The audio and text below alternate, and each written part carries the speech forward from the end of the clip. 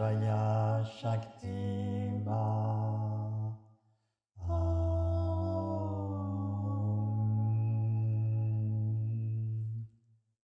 Om Namah Shivaya Shakti Ma.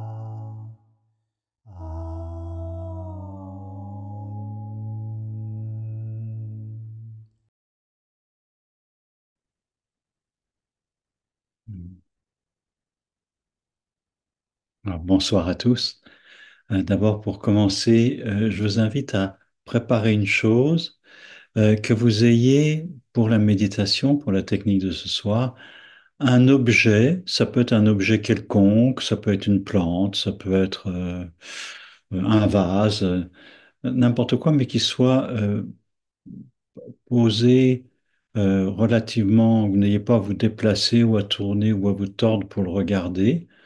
Et ça peut être un objet très neutre, il n'y a pas ça. Bon, moi j'aime bien, je me suis mis une belle plante là, que vous voyez pas, qui est juste devant moi. Mais parce que c'est plus agréable de regarder un bel objet pour la méditation que de regarder quelque chose qui n'a pas qui n'a pas de beauté. Mm. Mm. La deuxième chose qui m'est juste venue à l'idée, souvent quand je lis des textes anciens d'auteurs comme Goraknath ou d'autres, avant qu'ils expliquent quelque chose, il y a comme une sorte de préambule.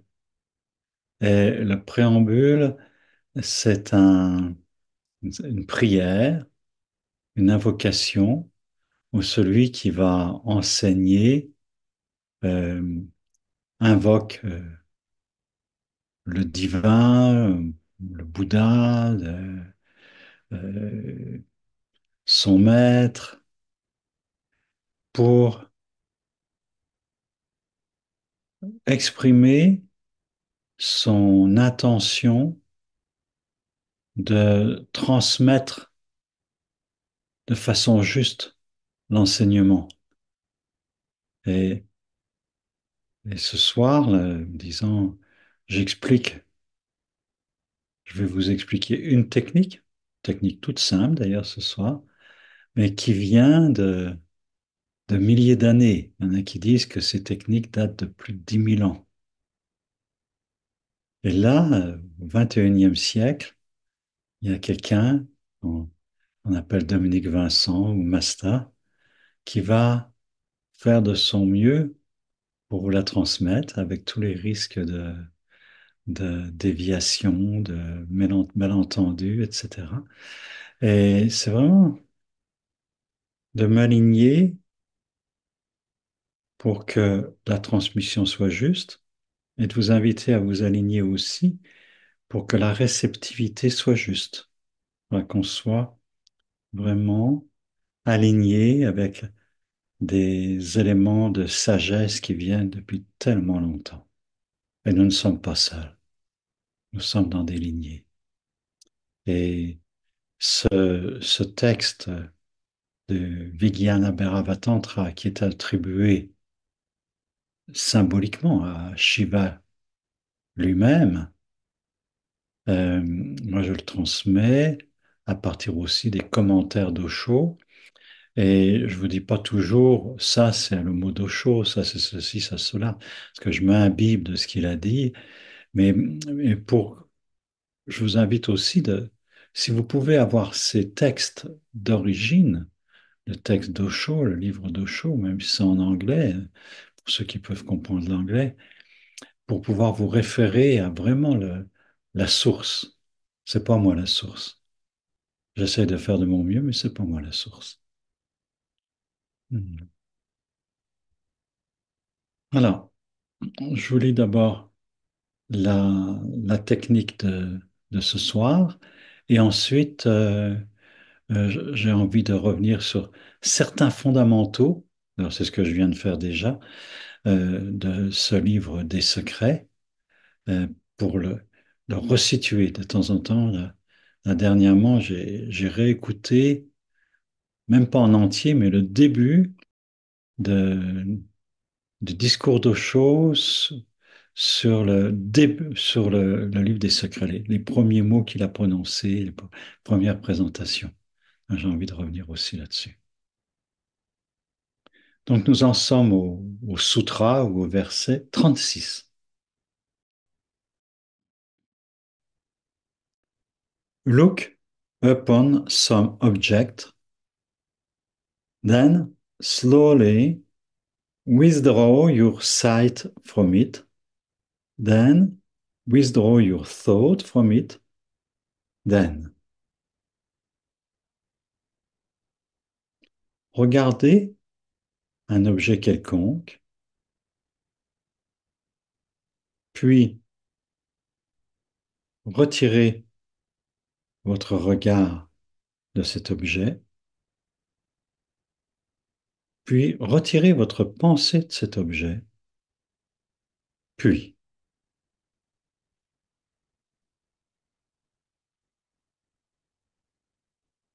Déjà, ce et puis avec le vide, ça peut déjà vous suffire pour toute la soirée.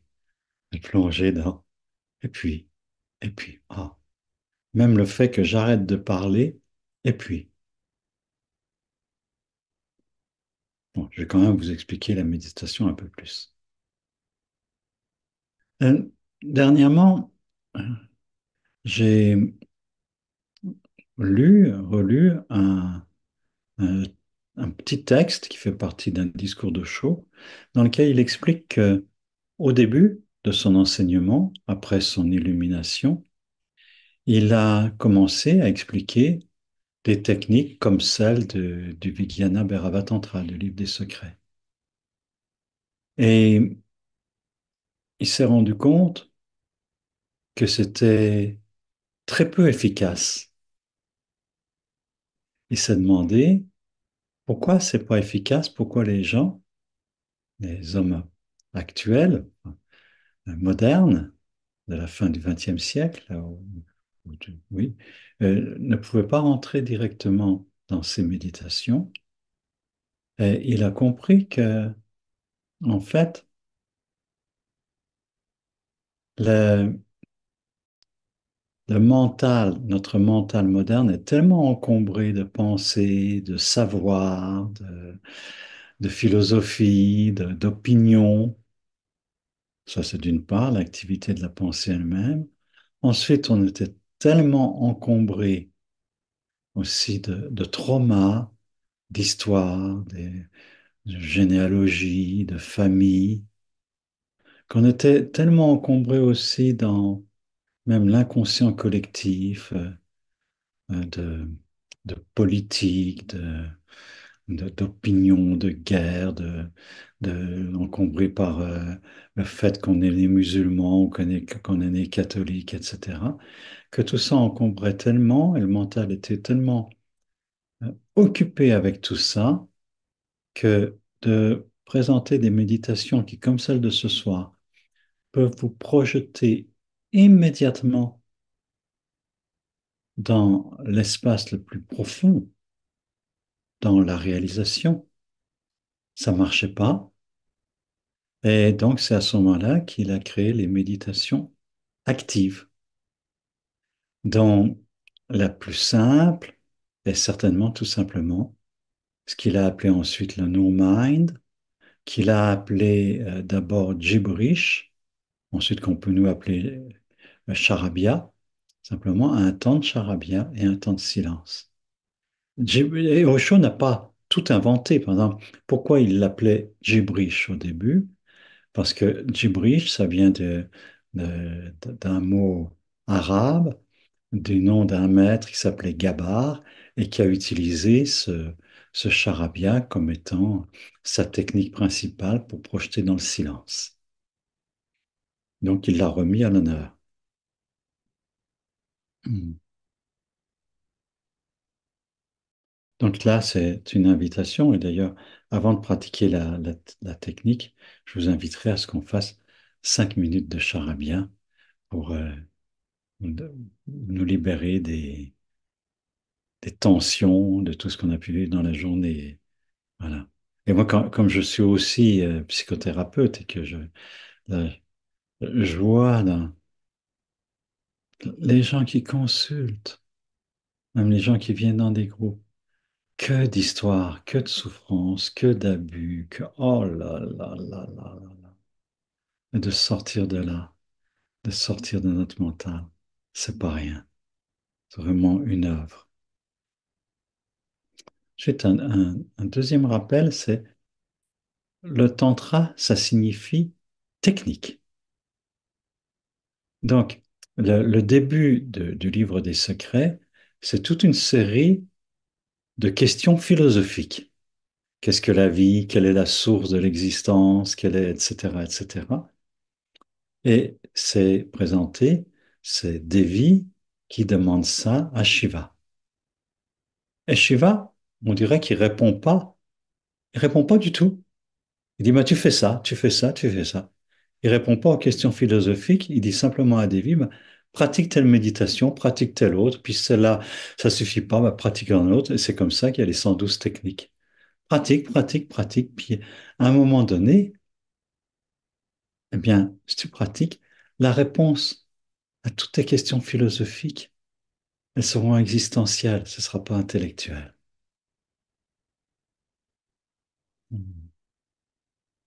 Et puis, un dernier aspect qui est pour moi extraordinaire, et qu'il explique dès le début, c'est un dialogue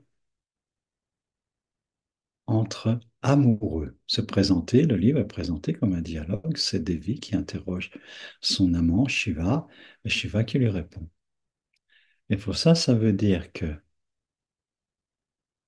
la technique est impuissante, n'est pas efficace,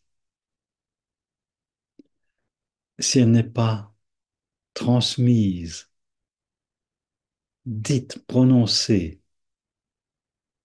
avec un cœur complètement ouvert, et ça donc ça me place en face de ma responsabilité à moi, et si elle n'est pas reçue avec un cœur complètement ouvert. Donc la technique ne peut être ni enseignée, ni écoutée, si ce n'est pas, s'il n'y a pas un, un réseau du cœur, je dirais, un, un élan de cœur ressenti entre euh, celui qui transmet l'enseignement et ceux qui écoutent l'enseignement. Hmm. Alors, ce que je vous invite, puis après ça on entrera assez vite dans la technique, c'est d'abord un moment de charabia, puis ensuite un chant de cœur. Alors, 3 minutes de charabia. On met le maximum, vous pouvez vous mettre debout dans n'importe quelle position, et on y va. Ah là, voilà, que je baguette, voilà, gala, voilà, voilà, gala. Je baguette, voilà, gala, voilà, gala, je baguette, voilà, gala. Chaque je parle, voilà, gala, voilà, gala. Ah, là, voilà, voilà, voilà, voilà, voilà, voilà, voilà, voilà, voilà. Ah, voilà, voilà, je baguette, voilà, gala, voilà, voilà, gala, gala, voilà, je baguette, voilà, gala. Je baguette, so, voilà, gala, voilà, gala, voilà, je baguette, voilà, gala, voilà, gala, voilà, gala, voilà, voilà, Shabbat voilà, voilà, gala, voilà, voilà, je baguette, voilà, gala, voilà, gala, voilà, je baguette, voilà,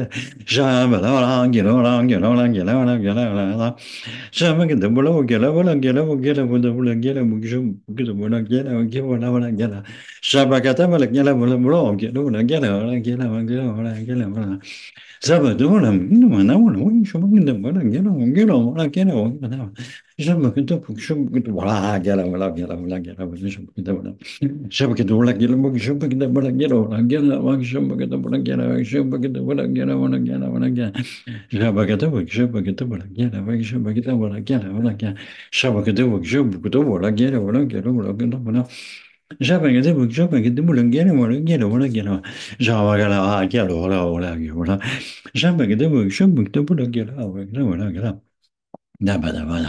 Oh là voilà,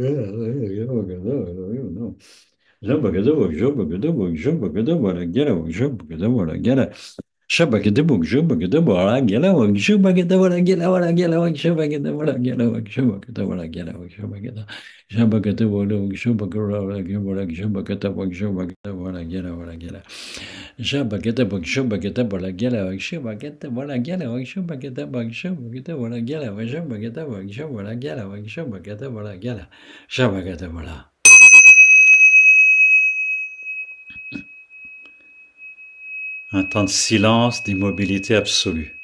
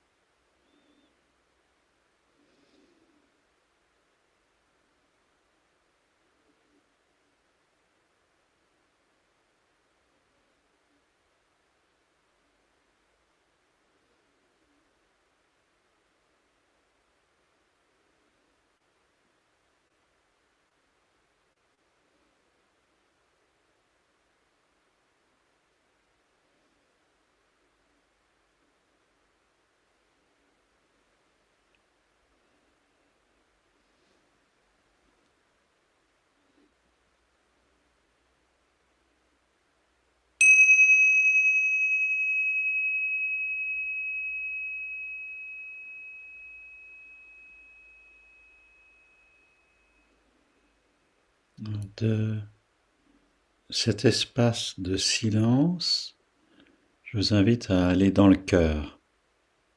Peut-être en mettant tout simplement une main sur le cœur, en tout cas diriger votre présence dans le cœur. Et puis, je vous invite à chanter un chant que vous connaissez tous. C'est le Yemaya Asesu, Asesu Yemaya, Yemaya Olodu, Olodu Yemaya.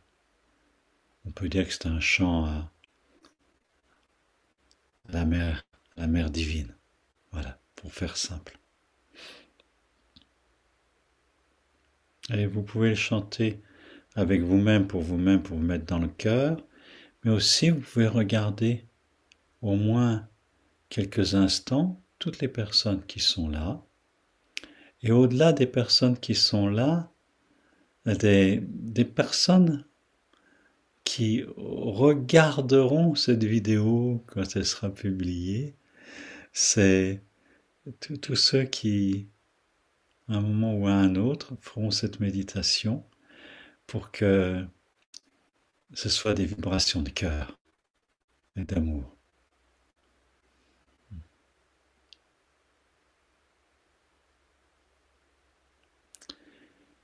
Yemaya Asesu, Asesu Yemaya, Yemaya Olodu, Olodu Yemaya.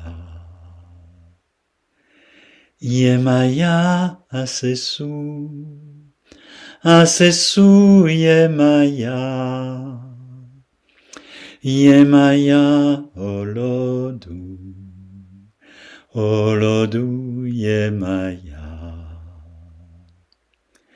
Yemaya Asesu, Asesu Yemaya, Yemaya Olodu, Olodu Yemaya. Yemaya Asesu, Asesu Yemaya, Yemaya Olodu, Olodu Yemaya. Yemaya Asesu, Asesu Yemaya, Yemaya Olodu, Olodu Yemaya. Yemaya Asesu, Asesu Yemaya, Yemaya Olodu, Olodu Yemaya.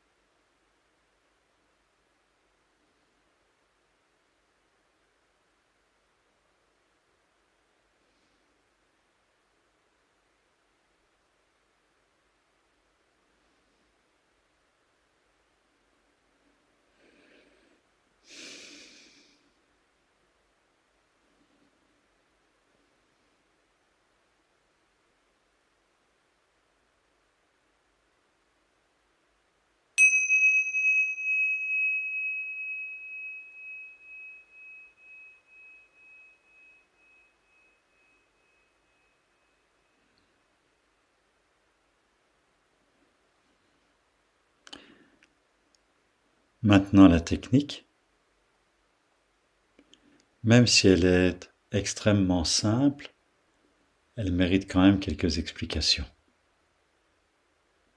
Je reprends les mots précisément. Il s'agit d'abord de regarder un objet. Et la première partie de regarder l'objet, c'est pas si simple. C'est pas si simple à cause de notre mental compliqué.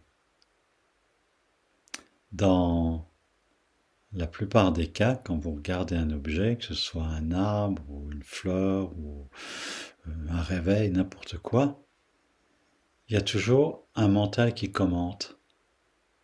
Un mental qui se dit, oh bah tiens, ce poteau, il sert à soutenir un fil électrique,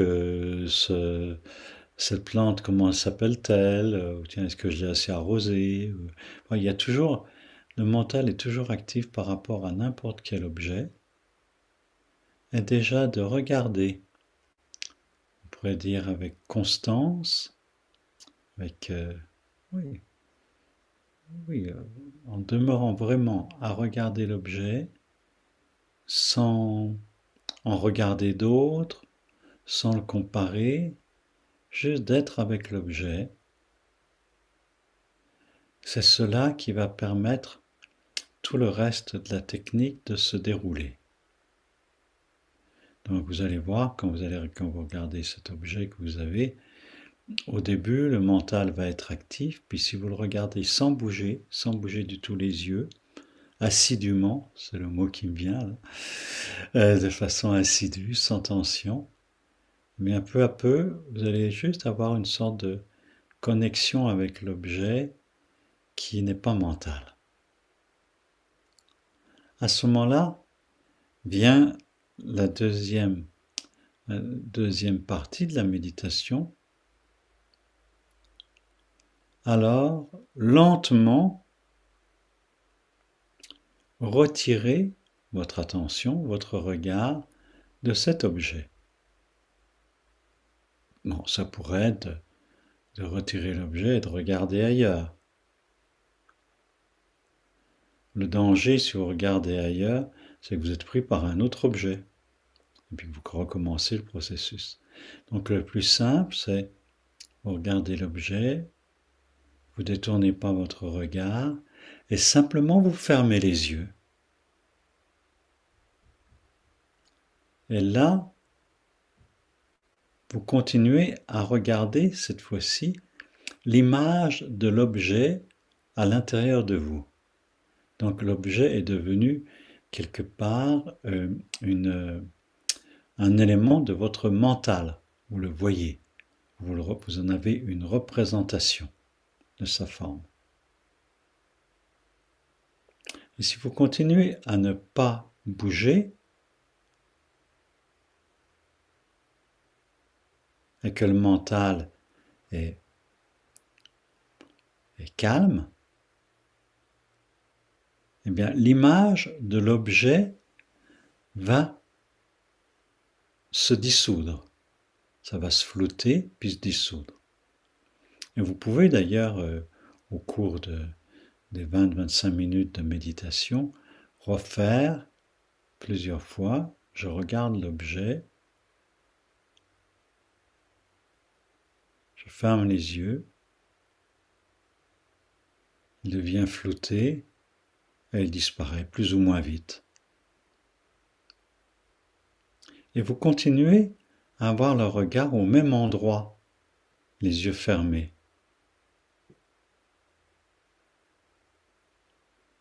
Le mental est calme, l'objet n'est plus là. Qu'est-ce qui reste? Et c'est à ce moment-là qu'il y a « et alors ?» et puis.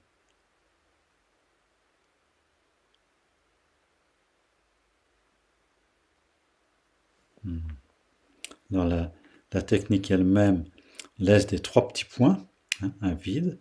Osho, il fait quand même un commentaire qui est inspirant.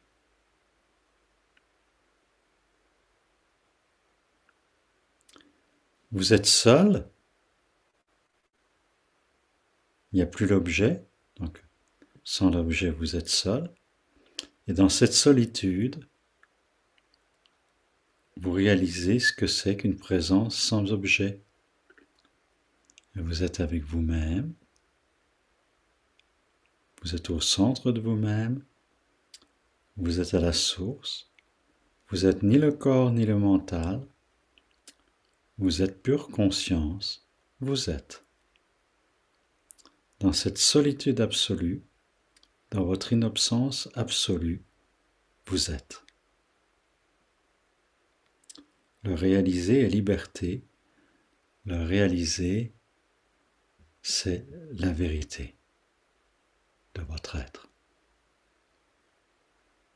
Alors, je vais me taire pendant une vingtaine de minutes et je vous laisse explorer de l'objet extérieur à l'objet mental et à cet espace.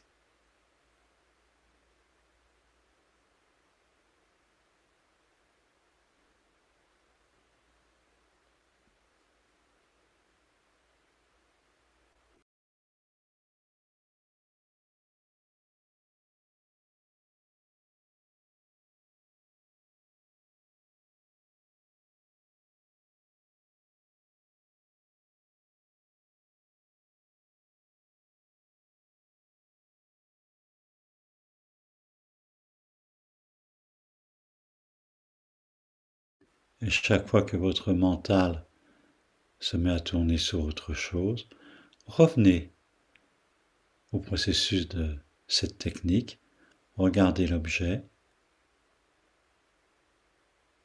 avec constance, fermez les yeux, il se dissout, l'image se dissout, et vous restez seul avec vous-même.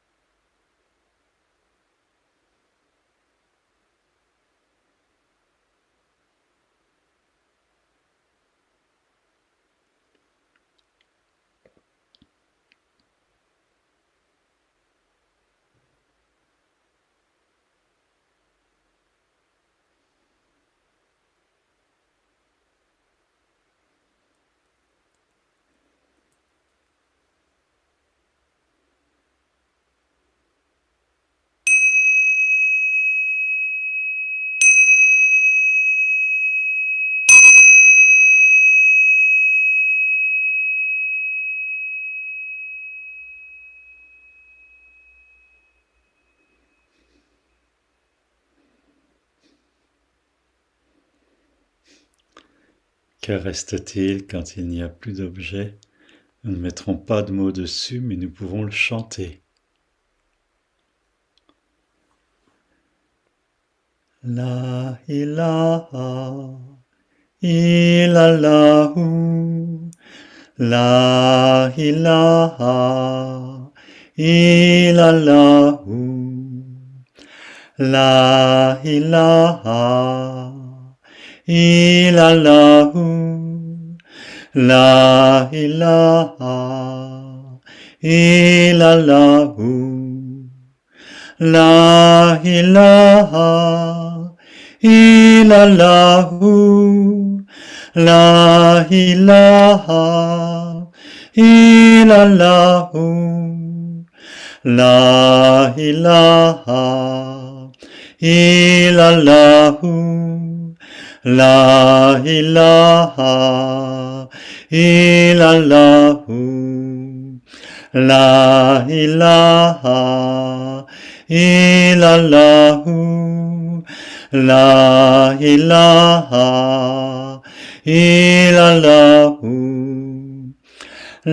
ilaha illallahu, la ilaha illallahu,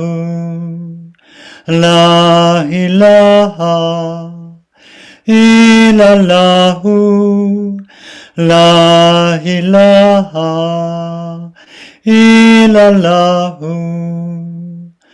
la ilaha illallahu, la ilaha illallahu, la ilaha illallahu, la ilaha illallahu, la ilaha illallahu.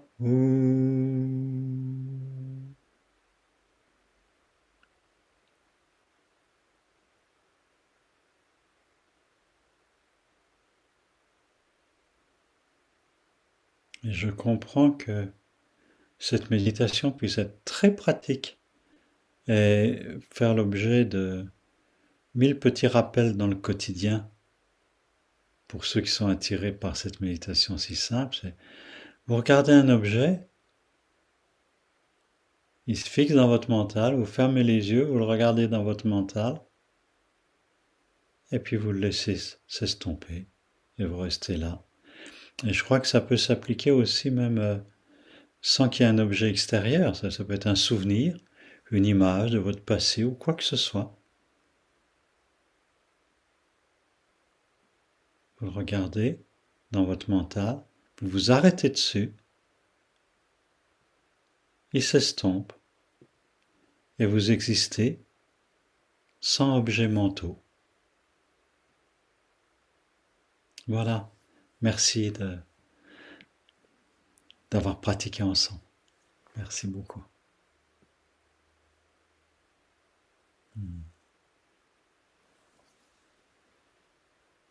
Om Namah Shivaya Shakti Ma.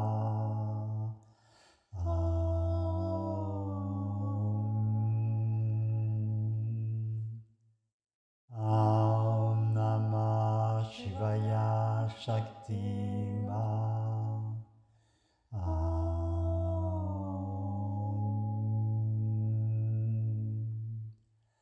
Om Namah Shivaya Shakti Ma.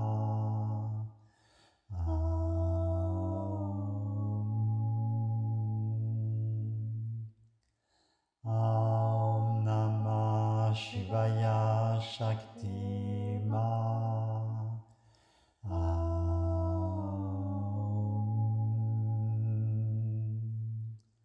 Om Namah Shivaya Shakti Ma.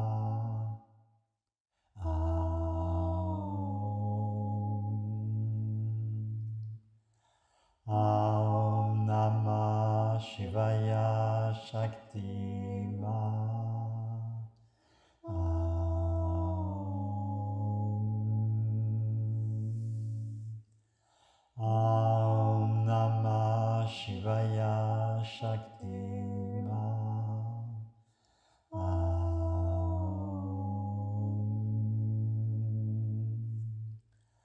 Om Namah Shivaya Shakti Ma.